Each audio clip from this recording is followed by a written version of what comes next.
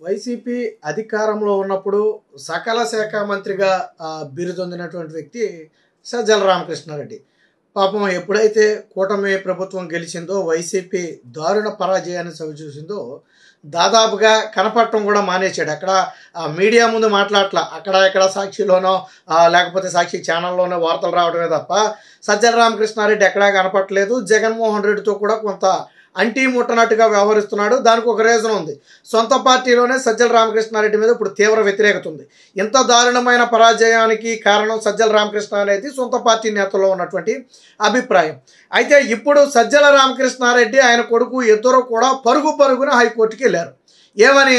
మమ్మల్ని పోలీసులు అరెస్ట్ చేస్తారేమోననే భయం ఉంది. అన్నమయ్య జిల్లాలో పోలీసులు కేసు నమోదు చేశారు, అందులో అరెస్ట్ చేసే అవకాశం ఉంది, మాకు రక్షణ కల్పించండి అని చెప్పి కోర్టుకు వెళ్ళటమే కాకుండా ఏం చెప్పారంటే, పోలీసులు ఎప్పుడు పిలిస్తే అప్పుడు వెళ్తాం, పోలీసులతో విచారణకు సహకరిస్తాం, కోర్టు చెప్పినట్టుగా మేము వింటాం, పోలీసులు చెప్పినట్టుగా మేము వింటాం, మమ్మల్ని అరెస్టు చేసి విచారించాల్సిన అవసరం లేదు, అరెస్టు చేయకపోయినా విచారణకు సహకరిస్తాం అని చెప్పి కోర్టులో పిటిషన్ దాఖలు చేయడం జరిగింది. అంటే ఒక రకంగా ఏంటంటే బ్రతిమలాడుకోవటం, మీరు ఏం చెప్పినా మేము సిద్ధంగా ఉన్నాం కానీ మమ్మల్ని అరెస్ట్ చేయొద్దు అని బ్రతిమలాడుకునే స్థాయికి సజ్జల రామకృష్ణారెడ్డి ఆయన కొడుకు దిగజారిపోయారు.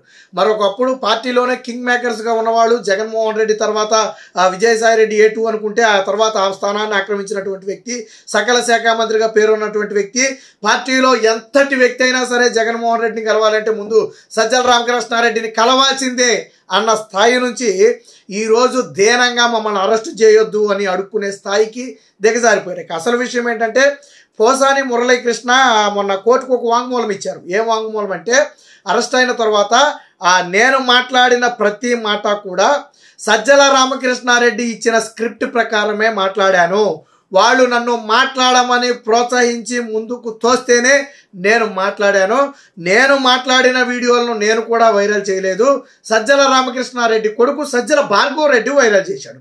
అంటే బూతుల స్క్రిప్ట్ ఇచ్చిందేమో తండ్రి, దాన్ని మాట్లాడిన తర్వాత వైరల్ చేసిందేమో కొడుకు. ఇదే విషయాన్ని స్టేట్మెంట్ రూపంలో కోర్టుకి ఇచ్చాడు. ఎవరు? పోసాని ఇచ్చాడు.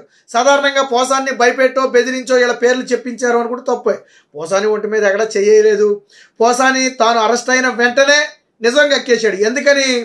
ఎక్కడ తాట తీస్తారో అనే భయం ఉందో, లేదా వేరే కారణం, నిజం చెప్తే నన్ను వదిలేస్తారనే ఈ కన్సర్న్ల మీద వదిలేస్తారనే ఇది ఉందో తెలియదు. కానీ అరెస్టు కాగానే సజ్జల రామకృష్ణారెడ్డి, సజ్జల భార్గవ్ రెడ్డి ఇద్దరు పేర్లు చెప్పేశాడు.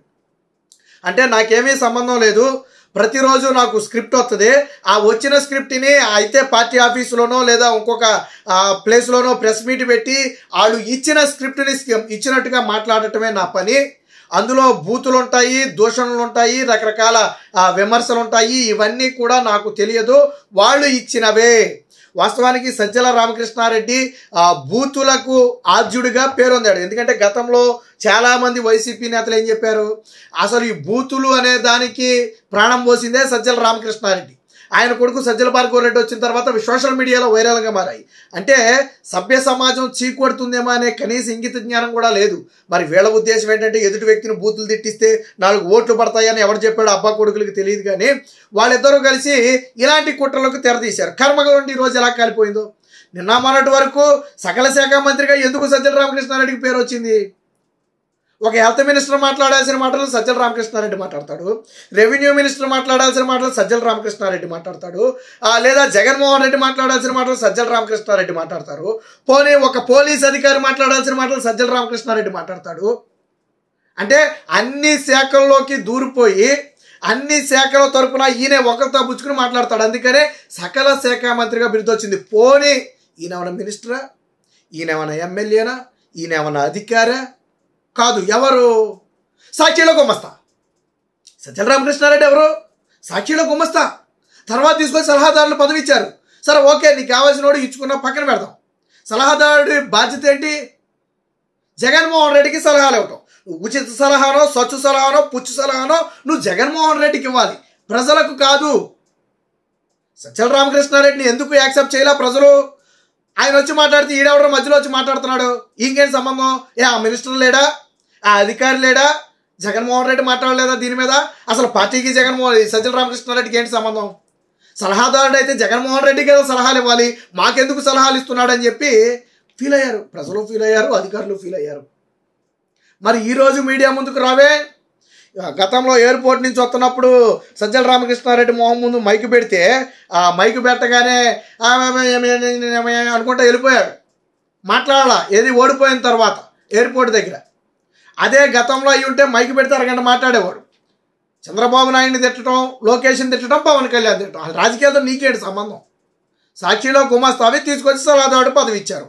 అదేదో జగన్మోహన్ రెడ్డికి ఆలవాడు ఆ సలహాలేయో. అంతేగాని నేను రాష్ట్రం మొత్తాన్ని సలహాలు ఇస్తా, అన్నింటిలో నేను ఏళ్ళు పెడతాను ఊరుకుంటావా? ఇప్పుడు మాత్రం భయం టన్నులు పుట్టుకొచ్చింది. ఆయన పోసాని మురళీకృష్ణ సజ్జల రామకృష్ణారెడ్డి అనే పేరు చెప్పాడో లేదు, వీడు కోర్టుకు పరిగే. ఇక వెనక్కి తిరిగి చూడటంలా.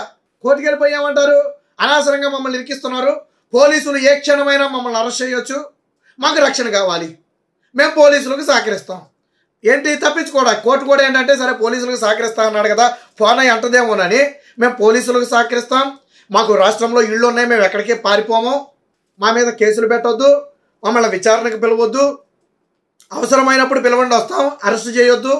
ఇలాగా ఈ కారణాలు చెప్పి తప్పించుకునే ప్రయత్నం చేశాడు. అంటే సజ్జల రామకృష్ణారెడ్డి అనే వ్యక్తి గతంలో ఎంత ఇదిగా మెలిగాడు, ఇప్పుడు చూడండి కుక్కిని పేరులా పడ్డాడు. మరి అంత భయం ఎందుకు సజ్జల రామకృష్ణారెడ్డి? సరే కోర్టు ఏ విషయం తెలపలేదు. కోర్టు ఏమందంటే పోలీసులు కౌంటర్ దాఖలు చేయమన్నా. సజ్జల రామకృష్ణారెడ్డి మీద ఆరోపణలు ఏంటి, ఆయన్ని ఒకవేళ అరెస్ట్ చేయాలనుకుంటే ఎందుకు చేయాలనుకుంటున్నారు ఏంటి అనేది పోలీసులను అడిగింది. సరే పోలీసులు రేపు కౌంటర్ దాఖలు చేస్తారు, ఆ తర్వాత కోర్టు రక్షణ ఇస్తుందా లేదనేది తర్వాత సంగతి. గతంలో అంటే ఎక్కడ ఏం జరిగినా ముందు సజ్జల రామకృష్ణారెడ్డి పరిగెడుతున్నాడు.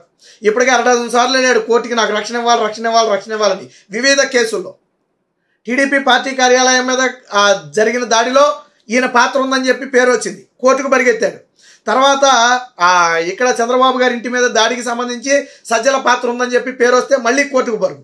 మళ్ళీ ఇప్పుడు పోసాని మాట్లాడిన బూతుల్లో ఈయన పాత్ర ఉందని తెలిస్తే మళ్ళీ కోర్టుకు పరుగు. మరి కర్మ చూసారా ఎలా కాలిపోయిందో. ఇప్పుడు నువ్వు ఎంత అరే ఉపాధ్యాయులతో సమావేశం పెట్టి ఉపాధ్యాయుల సమస్యల పరిష్కారం కోసం ఉపాధ్యాయ సంఘాలతో మీటింగ్ పెడితే దానికైతే ఎడ్యుకేషన్ మినిస్టర్ రావాలా, ఎడ్యుకేషన్కి సంబంధించిన అధికారులు రావాలి, లేదా పార్టీలో ఇంకెవరైనా ఒకళ్ళిద్దరు మినిస్టర్లు వస్తే రావచ్చు సమస్య పరిష్కరించడానికి.